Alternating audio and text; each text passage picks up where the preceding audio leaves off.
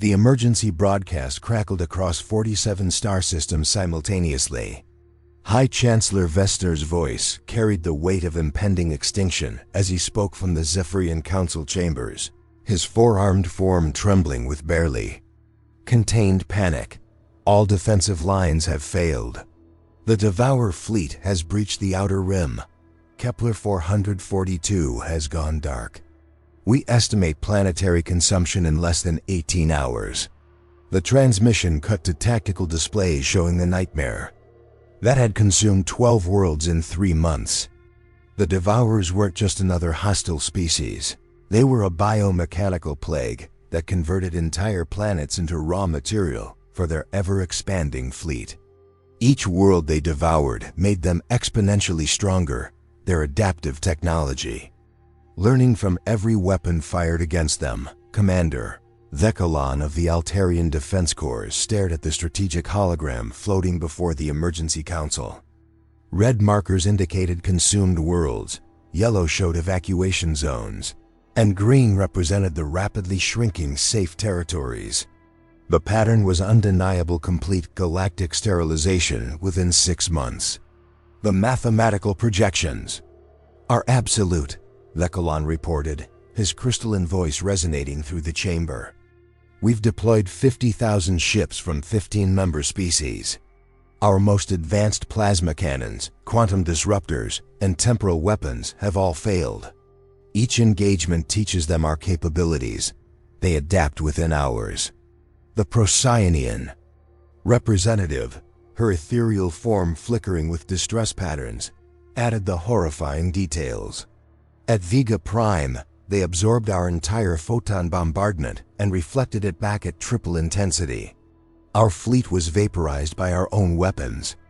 At Rigel Station, they somehow neutralized our quantum disruptors and integrated the technology into their hull configurations. High Chancellor Vextar's primary arms gestured helplessly while his secondary pair accessed the tactical database. We've exhausted conventional warfare. Energy weapons feed them.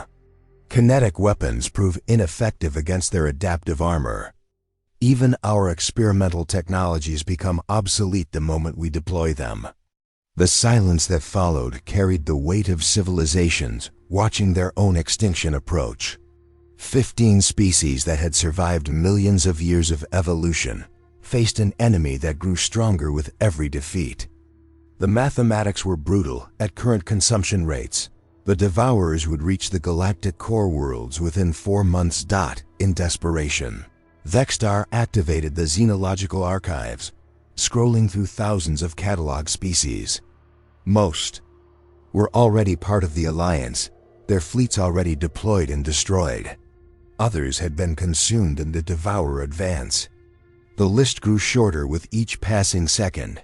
Then, buried in the primitive species database, a single entry caught his attention. Human Sector 47B, Sol System.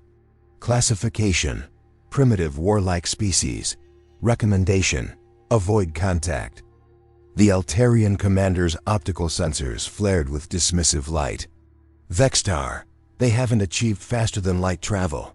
Our last survey was 500 years ago. They were still using chemical propulsion and fighting with projectile weapons. Their psychological profile indicates excessive aggression toward their own species, added the Procyonian delegate. Constant warfare, territorial disputes, resource conflicts. They're barely past their atomic age. Vextar's 4 arms moved independently, each accessing different data streams. Population: 8 billion. Technology level: primitive fusion reactors. Military assessment: fragmented nation-states with no unified command structure. The entry was marked with warning flags about their tendency toward self-destruction. But desperation breeds impossible decisions. As another world went dark on the tactical display, Vextar made the choice that would reshape galactic history. Contact every species in the database. Every single one, regardless of development level or classification status. Chancellor, they're primitives, Thekalon protested. What could they possibly contribute? They're alive, Vextar replied grimly. That makes them more qualified than the civilizations we've already lost. The order went out across the galaxy. Ancient protocols were activated. First contact procedures initiated with species that had been deliberately isolated for their own protection. In the outer spiral arm, a small blue world received its first official communication from the galactic community. What happened next would teach the galaxy that survival and civilization were not synonymous, and that sometimes the most primitive species possessed the most essential knowledge of all. Asterisk. The response from Earth arrived within hours, transmitted on frequencies that shouldn't have existed for a primitive species. Admiral Sarah Chun's image materialized on the Zephyrian Council's main display, her scarred face bearing the marks of conflicts the galaxy had never imagined. "We received your distress signal," Chun said without preamble. "Before we discuss terms, I need tactical information. What are their psychological weaknesses? Do they experience pain? Can they feel fear? What's their command structure hierarchy?" The council chamber fell silent. In 500 years of galactic warfare, no species had ever asked these questions. First, Commander Thecalon's crystalline form flickered with confusion. "Admiral, we've provided all tactical data. Their technological capabilities, fleet compositions, adaptive mechanisms. I don't care about their ships," Jan interrupted. "I care about what's inside them. Do they have families? Do they mourn their dead? What drives them beyond survival?" "Hi." Chancellor Vextar S4 arms moved nervously. "Admiral Chun, we're facing an existential threat. Their technology adapts to every weapon we deploy. They've consumed 12 worlds, and you've been fighting them like they're another civilization," Chun said, her voice carrying an edge that made the assembled delegates uncomfortable. "They're not. They're an infestation. You don't negotiate with cancer. You cut it out." The human's personnel file scrolled across secondary displays. Admiral Sarah Chun, veteran of the Martian Rebellion, the Europa Station Siege, and the Titan Independence War. Her nickname among human forces, the Butcher of Europa. Casualty ratios that defied galactic understanding of acceptable losses. "Admiral," the Procyon delegate ventured, "your military record indicates substantial losses in past conflicts. Surely there are more efficient methods." Chun's laugh was cold as vacuum. "Efficient? You want to know about efficiency? We've been perfecting the art of killing for 200,000 years. Every predator on our world was bigger, stronger, faster than us. We survived by being meaner, more persistent, and more willing to die than anything else." The tactical display shifted to show human military doctrine. The assembled delegates recoiled at the concepts presented. Total war, psychological operations, targeting civilian infrastructure to break enemy morale, acceptable casualty ratios that exceeded 50%. "You fight your own species with this brutality?" Vextar asked, his voice barely a whisper. "That's exactly why we're so good at it," Chun replied. "We know what it takes to break an enemy's will to fight. It's not about destroying their ships, it's about making them afraid to use them." The human fleet manifest appeared on screen. 500 ships, but their design philosophy was completely alien to galactic standards. No energy shields, no adaptive weapons systems, pure armor plating and redundant systems. Weapons designed for maximum psychological impact rather than technological superiority. Ship names scrolled past: USS Hiroshima, HM Sum, Anzes Dresden, CSS Gettysburg. Each named after human tragedies, disasters, and Pyrrhic victories. Each carrying weapon systems that human treaties had banned for use against their own species. "We stopped using these on each other," Chun explained. "Doesn't mean we threw them away."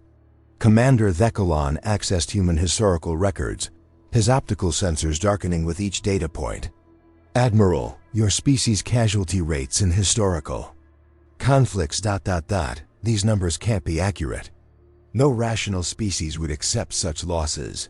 Rational, Chun repeated. You keep using that word. Let me explain something about humans. We're not rational, we're emotional. We fight for things that don't make mathematical sense. Honor, freedom, the right of weaker species to exist. The Council reviewed human military analysis of the Devourer threat. While other species had focused on technological countermeasures, humans had identified behavioral patterns, psychological vulnerabilities in the hive mind structure, tactical weaknesses that could only be exploited through close quarters engagement. You've been fighting the symptoms, Chun continued. We're going to treat the disease. Your problem isn't their adaptive technology, it's their centralized consciousness. Cut the head off the snake and the body dies. The central processing nodes are protected by 10,000 ships, Dekalon protested. Getting close enough would require sacrifice, Chun finished. Something we understand better than you do. We've run the projections. 60% casualties. Minimum 80% for the boarding teams. The silence stretched until Vextar finally spoke. Admiral, you're describing a suicide mission. No, Chun replied, her scarred face hardening. We're describing Tuesday. The question is, do you want our help, or would you prefer to die with clean hands? The vote was 8-7 in favor. As the connection closed, Vextar's final words echoed through the chamber. May the stars forgive us for what we're about to unleash. The combined fleet emerged from hyperspace facing a nightmare. The Devourer nexus stretched across space like a cancerous moon, its biomechanical surface pulsing with the consumption of 3 civilizations. 10,000 enemy ships formed defensive spheres around the structure, their adaptive hulls gleaming with stolen technologies from a dozen conquered worlds. Admiral, Chun's voice cut through the comm channels with military precision. All ships, this is actual. We're going to ram that thing. The Zephyrian fleet commanders recoiled in their command chairs. High Chancellor Vextar's voice crackled with disbelief. Admiral, that's suicide. Our combined shields couldn't withstand. Shields are for species that plan to retreat, Chun interrupted. First wave, launch berserkers. Show them what human engineering looks like when we stop caring about getting home. The unmanned ships launched like bullets from the human fleet. Each berserker carried enough nuclear material to crack a moon, packed into hulls designed for one purpose: penetration. The Devourer fleet moved to intercept, their adaptive weapon systems analyzing and countering each incoming threat. But the humans had learned from galactic failures. The berserkers weren't meant to destroy, they were meant to hurt. Each detonation sent radioactive debris cascading across Devourer formations, their biomechanical hulls writhing as they tried to adapt to the sustained nuclear bombardment. Second wave, launch psychological warfare packages, Sheen ordered. Let's introduce them to human culture. What followed violated every galactic convention of civilized warfare. Human ships broadcast recordings of screaming engines, death metal, music, war cries from 1,000 battles, and the sounds of human soldiers dying while laughing. The cacophony poured across communication frequencies like an audio virus. For the first time in their existence, the Devourer hive mind experienced confusion.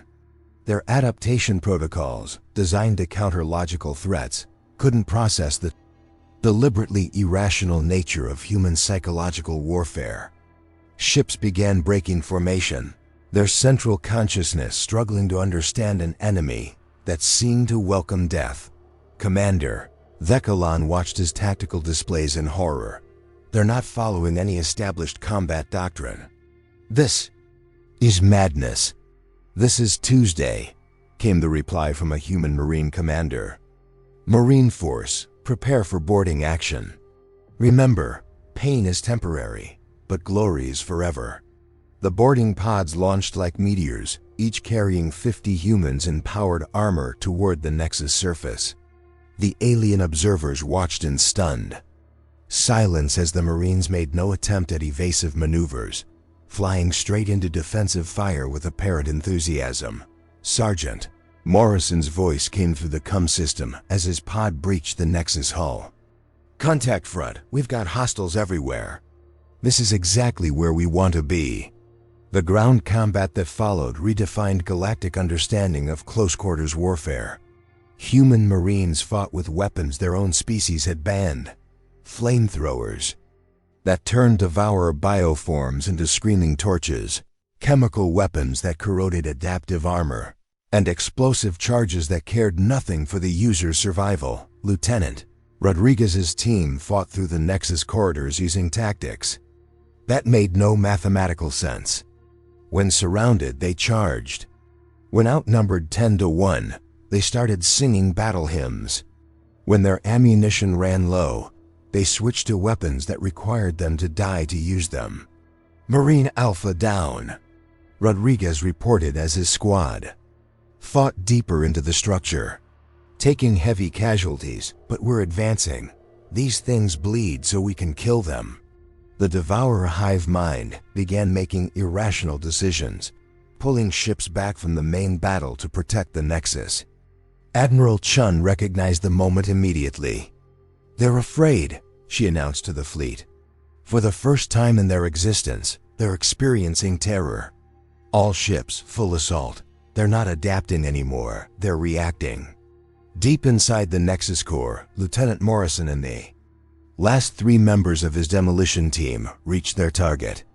The central processing chamber pulsed with the consciousness of 10 trillion Devourer entities.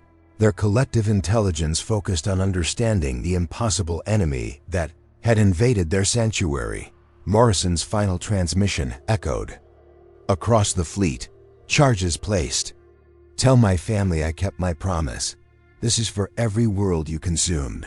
Fire in the hole." The detonation tore through the Nexus core like a neural hemorrhage. The Devourer hive mind fragmented instantly, their ships becoming confused and vulnerable as their central consciousness shattered into a million screaming pieces. The galactic fleet finished what the humans had started, destroying the leaderless Devourer vessels in minutes. But the victory belonged to the species that had shown the galaxy what it truly meant to be willing to die for something greater than survival. The silence that followed the Nexus explosion was deafening. Across 47 star systems, the scattered remnants of the Devourer fleet drifted powerless, their biomechanical forms writhing in confusion without their central consciousness to guide them. The existential threat that had consumed 12 worlds in 3 months was reduced to debris in less than 6 hours. High Chancellor Vex Tar stared at the tactical displays, his forearms trembling as he processed the impossible. Victory. The human fleet hung in space like wounded predators, 60% of their ships destroyed or crippled.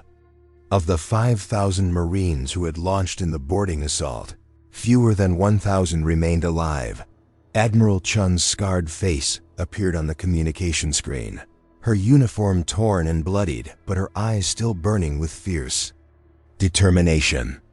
Behind her, human medics moved among the wounded with mechanical efficiency, treating alien casualties before attending to their own.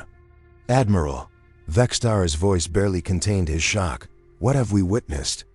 "You've seen what happens when humans stop playing by civilized rules," Chun replied, watching as her surviving Marines collected their dead with military precision.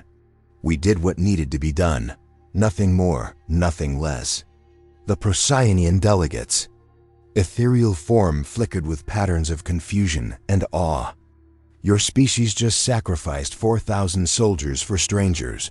Your casualty rates exceed any rational military doctrine." Chun's laugh was bitter. "Rational? You keep using that word like it means something. We didn't fight rationally. We fought emotionally. We fought for the right of weaker species to exist in a universe that was trying to devour them." Commander Thekalan accessed the tactical analysis of human combat methods. Every strategy violated established galactic warfare conventions, yet proved devastatingly effective against an enemy that had adapted to civilized combat. "Admiral, your tactics, They're considered war crimes by galactic standards. That's because your standards assume your enemy shares your values, Chun responded. The Devourers didn't care about honor, treaties, or acceptable losses. So we fought them the way we fight extinction events, with everything we have. The emergency session of the Galactic Council convened within hours. 15 species that had barely survived their own extinction debated the implications of what they had witnessed. The humans had saved them, but at a cost that challenged every assumption about civilized warfare. The debate raged for hours until Chun was finally permitted to address the assembly. Her words would reshape galactic military doctrine forever. You call us ruthless, and you're right. We call it necessary. Every species on our world that survived did so by being willing to do whatever it took. We've been fighting extinction-level threats our entire evolutionary history. Every predator was bigger, stronger, faster. We survived by being more determined, more vicious, and more willing to die than anything else. She paused, her gaze sweeping across delegates who had never truly faced annihilation. But here's what you don't understand about humans. We don't fight because we love war. We fight because we love peace. We're not ruthless because we're monsters. We're ruthless because we're protectors. The formal invitation to join the Galactic Alliance was unanimous, but Shen's response surprised everyone. We accept with conditions. We want restrictions placed on human military capabilities, constitutional limits on our weapons deployment, oversight committees to prevent abuse of our methods. Vexstar's optical sensors flared with confusion. Admiral, you're requesting limitations on your own power? We know what we're capable of, Chun replied grimly. You don't want us without leashes. The strongest species protect the weakest, not rule them. 6 months later, the galaxy had settled into an unprecedented era of peace. Human patrol fleets maintained border security with the same ruthless efficiency they had shown at the Nexus. But their presence brought comfort rather than fear. Children of a dozen species played together on worlds that had expected to be consumed. High Chancellor Vexstar's personal journal entry captured the transformation. We thought them primitive because they still fought wars among themselves. We didn't realize they fought those wars so others wouldn't have to. We called them ruthless soldiers, not understanding they were reluctant guardians. The galaxy had learned a fundamental truth that would echo through the ages. When civilization faces extinction, survival doesn't come from the most advanced technology or the most refined culture. It comes from those willing to descend into darkness so others can live in light. When all hope was lost, humanity had arrived, and hope was restored.